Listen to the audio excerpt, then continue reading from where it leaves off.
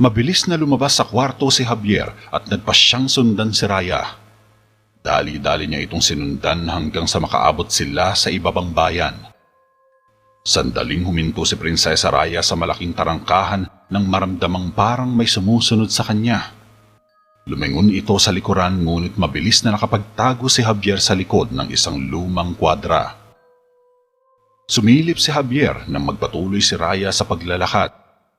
Sinundan niya ito ng sinundan sa kalagitnaan ng dilim hanggang sa makarating na sila sa kagubatan. Huminto si Raya sa gitna ng kakahuyan at naghintay sandali. Maya-maya pa ay lumawak ang ngiti ng dalaga nang makita ang 3 taong dumating. Nagtago si Javier sa mayayabong na dahon ng pine tree at tinutok ang pansin sa babaeng lumapit kay Raya. Nagulat si Javier sa nasaksihan nang tanggalin ng babaeng nakabalabal ang hood. Paumanhin at kailangan mo pang maghintay ng matagal. Pero marami tayong dapat pag-usapan. Wika ni Melissa kay Raya. Bakit? Matagumpay ba ang iyong pagbisita? Seryosong tanong ni Raya.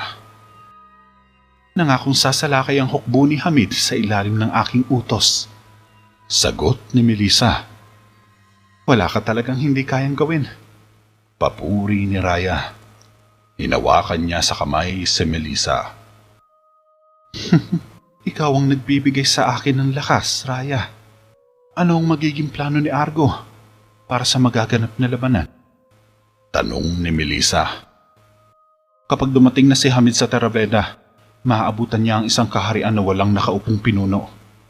Sabay ngiti ni Raya. Nagpasyang lumapit si Javier dahil hindi niya gaanong narinig ang pinag-uusapan ng dalawa. Dahan-dahan siyang nagtungo sa mabatong bahagi at maingat na sumili. Sa wakas, handa na tayo. Ani ni Melissa. Hindi pa. Sambit ni Raya. Nagtatakang tumingin si Melissa kay Prinsesa Raya.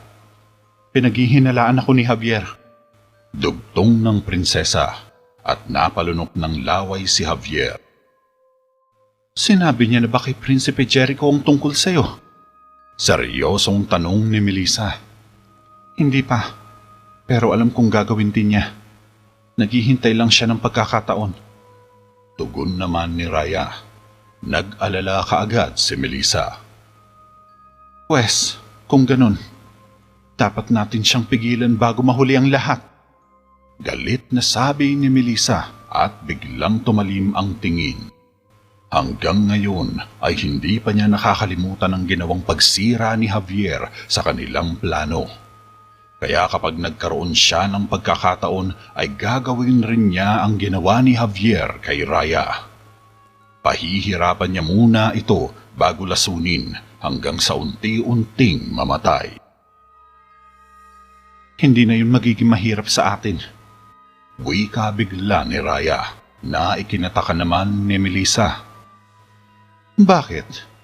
Tanong ng babaeng mangkukulam. Dahil nandito siya. Sagot ni Raya. Tumingin ito sa mabatong bahagi kung saan nagtatago si Javier. Halos tumalon ang puso ni Javier sa narinig kaya wala siyang pinagpilian kundi lumabas sa kanyang pinagtataguan. Akala mo ba ganun ako katanga, Javier? Sarcastic na sabi ni Raya na nakangisi kay Javier. Hindi sumagot si Javier at mabilis na lang itong kumaripas para tumakas. Subalit sumenya si Melissa sa kanyang mga tauhan at hinabol nila si Javier. Pumasok si Javier sa masukal na bahagi ng kagubatan. Mabilis naman siyang hinabol ng mga tauhan ni Melissa, ngunit sa kasamaang palad ay lumitaw sa harapan niya si Melissa at isang pares ng kamay ang biglang humampas sa kanya. Nandilim ang paningin ni Javier at nawalan kaagad siya ng malay. Napangiti si Melissa na nakatayo lamang sa harap niya. Dumating ang 2 tauhan ni Melissa.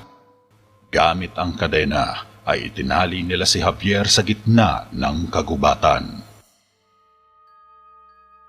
Samantala, sa mga oras na ito ay kasalukuyang abala si Jericho sa mga dokumentong naiwan ng kanyang ama nang pumasok si Mang Rigor sa kanyang silid. Patuloy si Jericho sa ginagawa. Kamusta, kamahalan? Bati ni Mang Rigor. Hindi ako may sakit, sagot ni Jericho. Hindi madaling makita ang iyong ama sa ganitong kalagayan. Tumigil si Jericho sa ginagawa, sabay tumingin sa manggagamot. Hindi, palagi siyang malakas. Mag-isa niyang itinaas ang kaharian mula sa mga tuhod nito, Mang Rigor. Pero tuwing nakikita ko siya ngayon, malungkot na huminto sa pagsasalita si Jericho dahil ayaw niyang bumuhos ang kanyang emosyon sa harap ni Mang Rigor.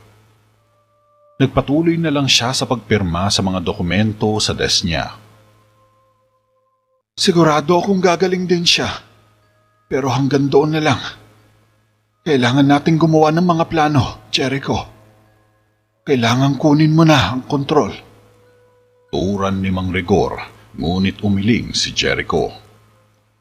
Ayaw niyang pangunahan ng ama kaya tutol siya sa mungkahi ng matanda. Nakakatawang bagay na yan. Wika niya. Kailangan ng terabeda ng pinuno. Nauhulog na ito sa'yo. Dapat mong gampanan ang iyong tungkulin bilang kahalili. Hindi lang ako ang nagpasya dito. Nagsalita na ang mga miyembro ng korte. Pahayag ni Mang Rigor. Kaya ngayon, kinukuha mo ang pagbulong sa likod ko. Anong uri ng pagtataksil ito, Mang Rigor? Medyo galit na sabi ni Jericho. Ngunit ito ay para sa ikabubuti ng kaharian, kamahalan. Katwiran ng manggagamot. Hindi ko aagawin ang posisyon ng tatay ko. Tumayo si Jericho at nagtungo sa bintana. Ang palasyo ay puno ng alingaw-ngaw. Mga bulong-bulungan tungkol sa iyong ama. Hindi mapakali ang mga tao. Wika ni Mang Rigor. Nanumpa ako sa katapatan ng aking hari at hanggang humihinga ang kanyang katawan, tungkulin kong panindigan iyon. Matigas na sabi ni Jericho. Hilapitan siya ni Mang Rigor. Jericho, pakiusap. Sambit ng matanda. Sumusuko ka na sa tatay ko? Yan ang isang bagay na hinding-hindi ko gagawin. Sagot ni Jericho. Hindi nakareact si Mang Rigor. Natigilan ito sa sinabi ni Jericho. Parang tagos sa puso niya ang sinabi nito. Umalis na lang si Mang Rigor na walang nagawa para kumbinsihin ang prinsipe na pumalit sa pwesto ng kanyang amang tuluyan nang nawala sa sarili, dulot ng ugat ng mandragora. Nagising si Javier kinaumagahan na nakagapos ang kanyang katawan mula sa mahiwagang tanikala ni Melissa. Lumapit sa kanya ang 2 tauhan ni Melissa at sapilitan siyang pinaupo. Napatingin si Javier sa babaeng nakatayo sa harap niya. Nakita niya ang itsura ni Melissa na seryosong nakatitig sa kanya. Hindi nagpadaig si Javier at tintigan niya rin ito ng masama. Pero sa halip na magalit, ay ngumiti lang nang nakakaloko si Melissa at umupo sa tabi ni Javier. Alam mo, naiintriga ako sa'yo, Javier. Naiisip ko madalas ito sa'yo. Bakit patuloy isinasapalaran ng isang hamak na lingkod ang lahat para lang kay Prinsipe Jericho at sa Terabeda? Alam mo ang sagot, hindi ba? Pero hindi mo sinasabi sa akin. Bakit? Bakit, Javier? Bakit paulit-ulit mong inilalagay sa alanganin ng iyong buhay? Bakit ka nakikipagbuno sa linya ng kamatayan? Anong dahilan, Javier? Sabihin mo. Mahabang tanong ni Melissa. Dahil naniniwala ako na magkakaroon pa rin ng isang patas at makatarungang lupain sa ating bansa. Diretsyong sagot ni Javier. Pinapatawa mo talaga ako, Javier. Sa sitwasyong mong yan, nakuha mo pang magbiro sa akin. Napahalakhak ng malakas ang babae sa sinabi ni Javier. Pero di kalaunan, sumeryoso din ang aura ni Melissa. At sa tingin mo, Pagbibigyan ka ni Prinsipe Jericho niyan? Sarkastikong boses ni Melissa. Ramdam ko yun. Maiksing sagot ni Javier. Na ano? Sa tingin mo makikilala ka, Javier? Yun ba? Ang lahat ng ito, isang araw, maaari kang maging isang batang naglilingkod sa hari? Hindi. May iba pa. Isang bagay na hindi mo sinasabi sa akin, hindi ba? Makahulugang sabi ni Melissa. Masusing kinilatis si Javier. Alam niyang may kakaiba kay Javier ngunit hindi niya lang matukoy kung ano ang natatanging sikreto ng binata. Ramdam niyang may kung anong bagay sa katawan ni Javier. Isang bagay na makapangyarihan, pero minsan ginugulo siya ng isipan. Isa lamang pangkaraniwan si Javier tulad ng ibang tao. Tulad na mahihina at walang kwentang nilalang na sabik sa salapi, posisyon at kapangyarihan. Hindi na bago dito si Javier. Ito talaga ang sigurado kay Melissa. Sinabi ko na sa iyo ang totoo, sagot ni Javier. Bueno, maaari mong dalhin ang sekreto mo sa iyong libingan, Javier. Magpaalam ka na ngayon sa mga mahal mo sa buhay at ipagdasal mo sana magkasama rin kayo. Tumayo si Melissa. Mukhang naubusan na ito ng pasensya kay Javier. Wala na siyang pakialam dito, kaya tatapusin na niya ang maliligayang araw ni Javier. Umusal si Melissa ng isang spell para pahirapan si Javier hanggang sa unti-unti itong magdusa at mamatay. Kasunod nito, mabilis na kuminang ang mga tanikala na nakagapos sa katawan ni Javier. Dahan-dahan itong humigpit. Dahan-dahan itong dinudurog ang mga buto ni Javier. Ah! Alumpihit na sigaw ni Javier. Pinili mong lasunin ang aking lingkod, kaya pagsisisihan mo ito. Wika ni Melissa at iniwan na nila si Javier na dumadaing sa sakit sa gitna ng kakahuyan.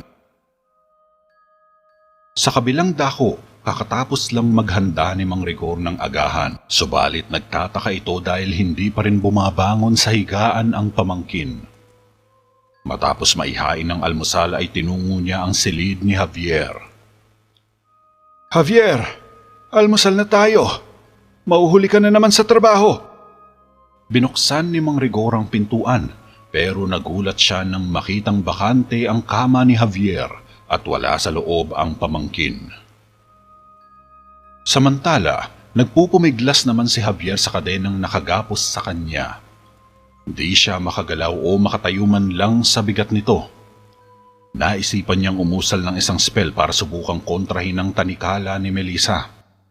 Pagkausal niya ay muling kuminang ang mga kadena sa katawan niya, subalit hindi ito nasira ng spell niya. Ang nakapagtataka ay mas lalo lang itong humihigpit sa pagkakagapos sa manipis na katawan ni Javier.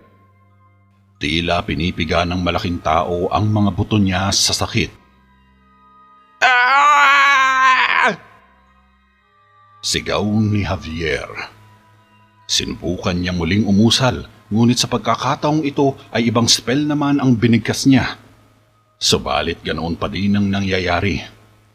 Kumikinang ang mga kadena at mas lalong humihigpit sa kanyang katawan. Gayunpaman, hindi pa rin sumuko si Javier. Huminga siya ng malalim at hinugot ang lakas para umusal ng bagong spell. Ah! Napasigaw si Javier nang biglang kuminang muli ang mga kadena at mas lalong dumoble ang sakit na nararamdaman niya. Maririnig ang pagtunog ng mga buto niya sa katawan.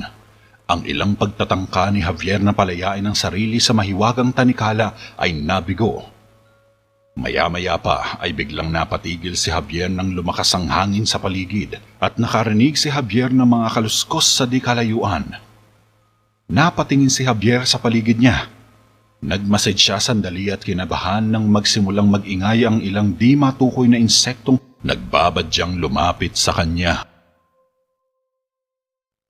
Nakita mo ba si Javier? Tanong ni Mang Rigor kay Michelle pagkapasok niya sa silid ni Raya. Naabutan niyang naglalagay ng mga bulaklak sa vase ang dalaga at inaayos ito ng mabuti sa lamesa. Napatingin ng seryoso ang dalaga. Hindi. Mukhang kahapon pa nga. Hindi ko pa siya nakikita. Hindi mo ba tiningnan kay Jericho? Sagot ni Michelle na bahagyaring nagtataka. May problema ba? Tanong naman ni Raya at kakarating lang niya. Napalingon ng dalawa. Hindi ako sigurado. Sagot ni Mang Rigor. Ano nga ito? Usisa pa ni Prinsesa Raya. Hindi umuwi kagabi si Javier eh. Sinilip ko siya sa kwarto, pero wala siya doon. Nag-aalala na ako sa batang yon. Pag-aalala ni Mang Rigor. Ha? Hindi naman siya ganyan dati ah. Baka naman may pinuntahan lang o baka inutusan siya ni Jericho?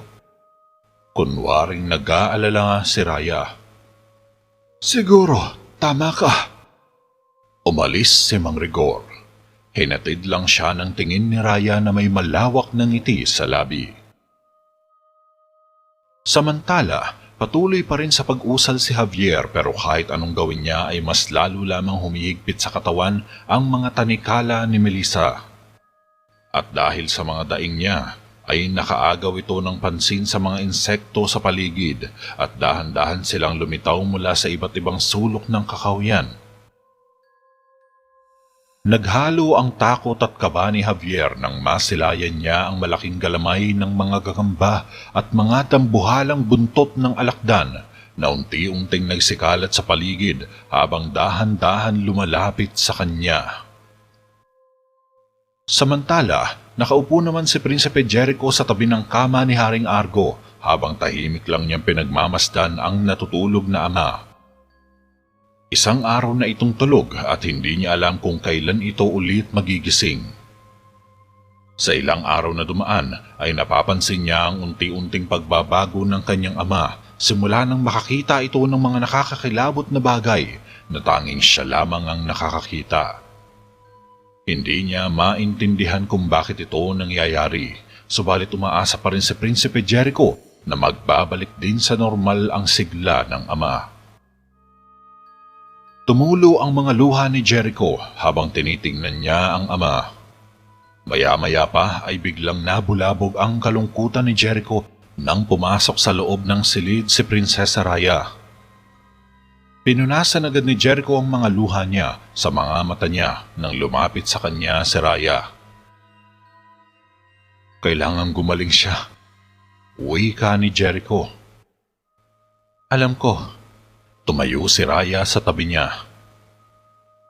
Masaya ako nandito ka. Dinantay ni Raya ang mga bisig niya sa balikat ni Prinsipe Jericho. Sisiguraduhin kong aalagaan ko siya. Huwag ka mag-alala. Ngiting sabi ni Raya, ngunit lihim na tumingin na may panlilisik sa hari. Sa kabilang banda, patuloy pa rin sa pagbigkas ng mga spell si Javier. Ngunit unti-unti na rin itong nawawalan ng pag-asa matapos mapalibutan ng mga nakakatakot na insekto. Mukhang galit na galit at halatang anumang oras ay handa na siyang sakmalin ng mga ito.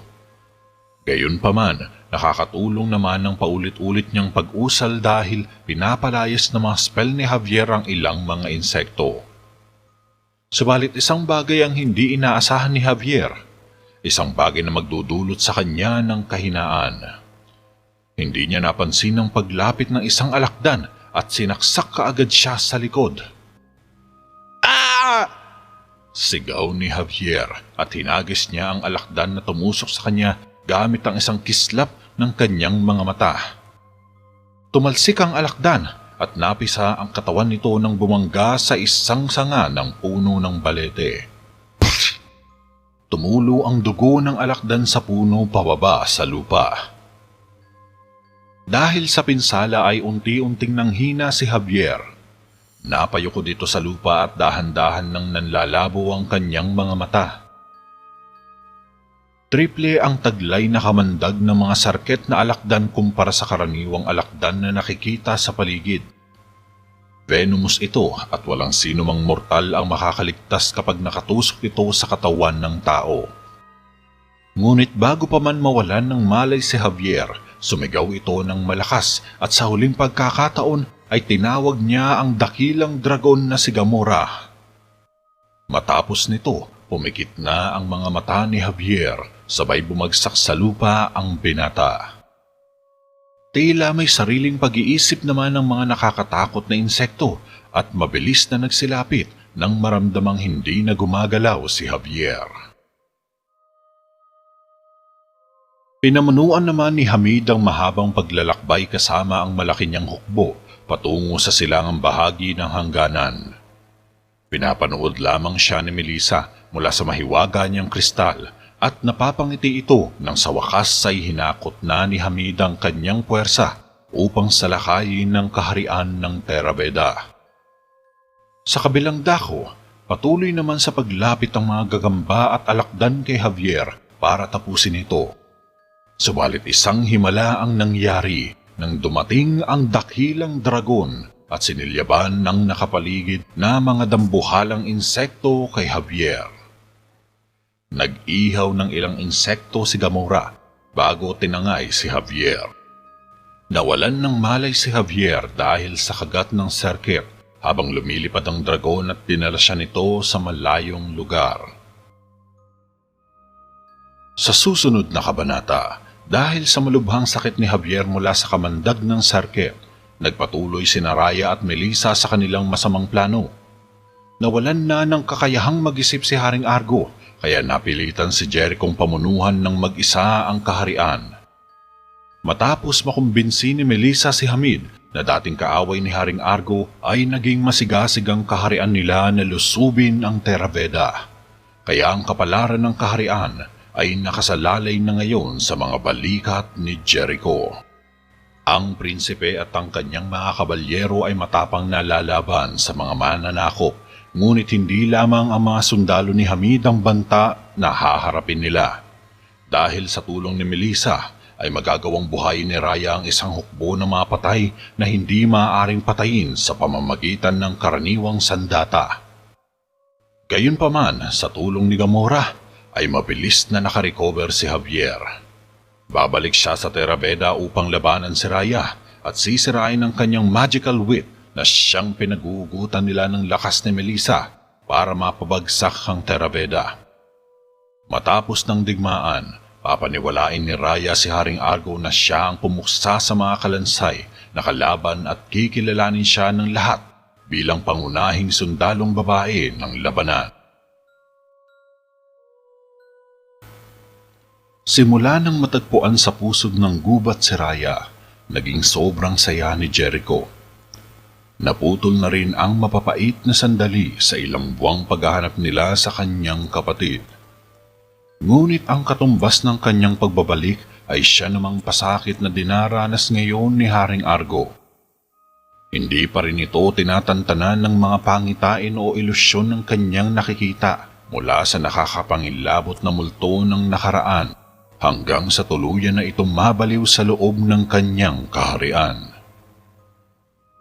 Dahil may pilay ngayon ng Terabeda, kinuha itong oportunidad ng mga kaaway upang sila ay lusubin.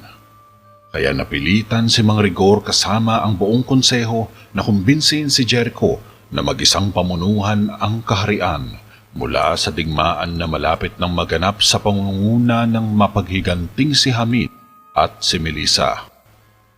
Samantala, isang araw lang ang nagdaan ay mabilis na naghilom ang pinsala ni Javier mula sa makabandag na lason ng serket sa kanyang katawan.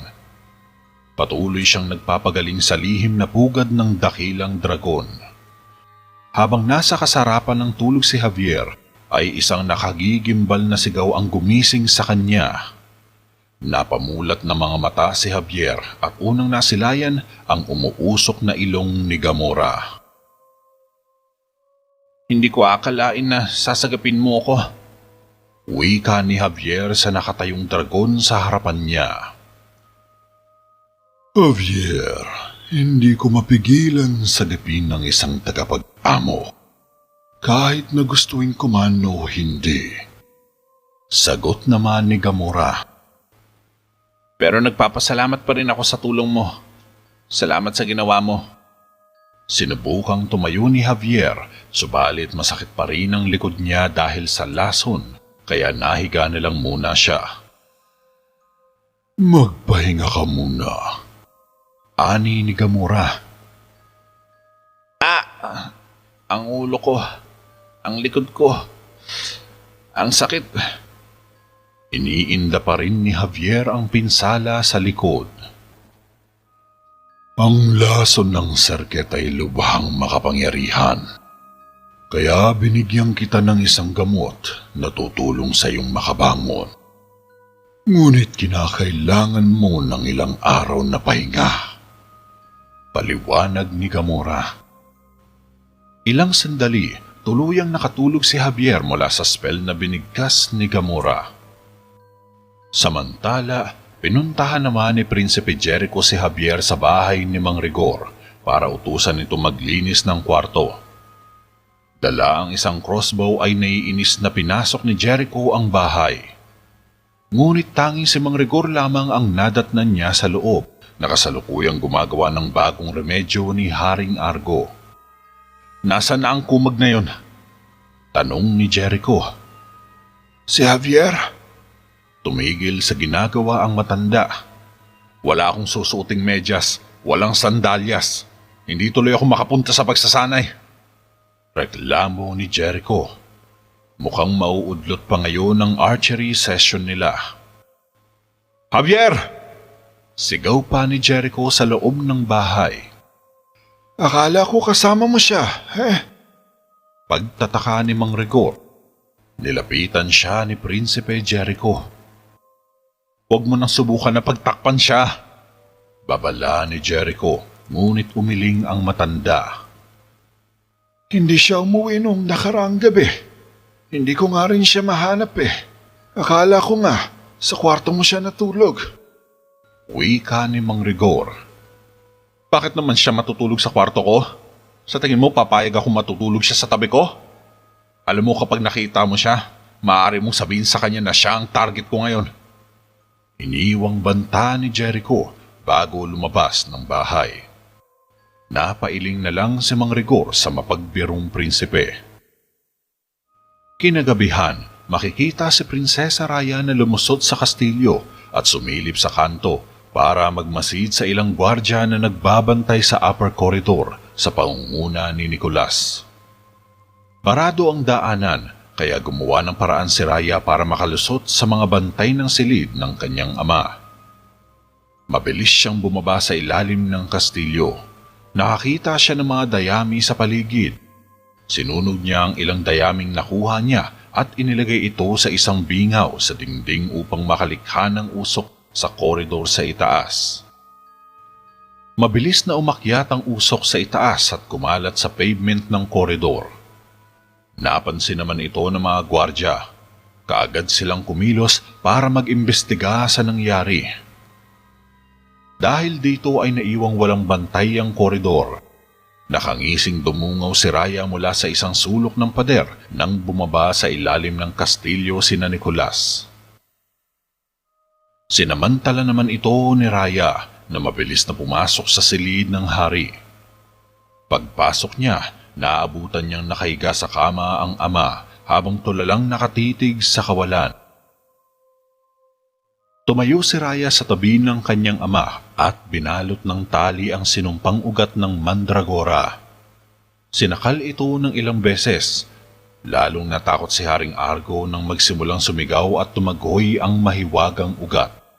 Nanginginig itong nakatulala habang nakatitig sa ugat ng mandragora. Samantala, biglang nagising si Javier. Napatingin kaagad siya kay Gamora na nananatiling nakatayo sa tabi niya. Dapat hindi mo ako pinatulog, ani ni Javier. Wala akong pagpipilian, batang mangtatawas. Ang lason sa iyong katawan ay masyadong malakas, kahit na para sa iyong dakilang kapangyarihan ay hindi kayang kontrahin. Katwiran ni Gamora. Wala na akong oras. Kailangan kong bumalik sa Terra Veda. Nasa panganib ang kaharian at kasalanan ko ito. Dapat nakinig ako sa iyo. Hindi dapat ako nagtiwala kay Raya. Paninisi pa ni Javier sa sarili pero umiling si Gamora. Ginawa mo lang ang sa tingin mo ay tama. At yun ay nagpapakita ng malaking katapangan. Ngunit ang pagtitiwala sa mga kagaya niya ay isang tabak na may dalawang talim. Makahulugang sabi ni Gamora. Dahang-dahang tumayo si Javier. Akala ko pareho kaming gagawa ng kabutihan. May natatangi din siyang kakayahan eh. Saad ni Javier. Tama. At sa paraang iyon ay naging hangal ka. Pang-aasar ni Gamora. Pero hindi. Hindi ako magiging katulad niya. Ayoko matulad sa kanya. Sagot ni Javier. Kung gayon, may natututunan ka ng mahalagang aral, Javier. Ang iyong determinasyon na makita ang kabutihan sa mga tao ay ang magiging dahilan ng iyong pagkawasak. Ngunit natatakot ako na ang kinabukasan mo ay pagsasamahin sa isang layunin. Siya ang kadiliman sa iyong liwanag, ang puot sa iyong pag-ibig. Mahiwagang lintaya ni Gamora. Alam ko na yan. Kaya nga kailangan ko makabalik sa Terra Veda. Sagot lang ni Javier. Hindi ka paganap na magaling, Javier. At ito ay higit sa 3 araw na paglalakbay bago ka makarating sa Terra Veda. Sambit ni Gamora. Wala akong balak na maglakad. Sino nagsabi sa iyo maglalakbay ako ng 3 araw? Nakangiti si Javier. Naintindihan naman ito ni Gamora kaya isinakay agad nito sa likuran si Javier pabalik sa Terra Veda. Wow! Woo! Walang pasidlan sa tuwa at saya ni Javier nang maglakbay sila sa himpapawid ni Gamora. Kitang-kita niya ang maliliit na puno sa ibabaw ng mga bundok, mga batis at ilog na nadadaanan nila sa kalupaan. Ngayon lang nadama ni Javier ang ganitong saya sa buong buhay niya. Pakiramdam niya ay para siyang superhero na lumilipad sa ere. Tila hawak niya sa mga kamay ang buong mundo. Para siyang ibon na malayang lumilipad, kaya sinulit ni Javier ang pagtingin sa magagandang tanawin sa ibaba. Nakikita niya na ang maliit na kaharian sa gitnang silangan. Ilang oras lang ang nakalipas ay binabana ni Gamora si Javier sa ibabaw ng burol malapit sa kastilyo kung saan dito siya unang napaamo ni Javier. Hanggang dito na lang ako, Javier. Yumuko si Gamora para makababa si Javier. Salamat. Hindi ko ito makakalimutan. Tugon naman ni Javier nang makatalon siya sa ibaba. Mag-iingat ka, batang mangtatawas. Magsisimula na ang malaking digmaan. Dapat kang malakas at maging matatag para sa kapalaran ni Jericho. At ang kinabukasan ng Terra Veda ay nasa iyong mga kamay. Huling wika ni Gamora bago pinagaspas ang mga pakpak at lumipad sa ere. Pinanood muna ni Javier si Gamora habang lumalayo.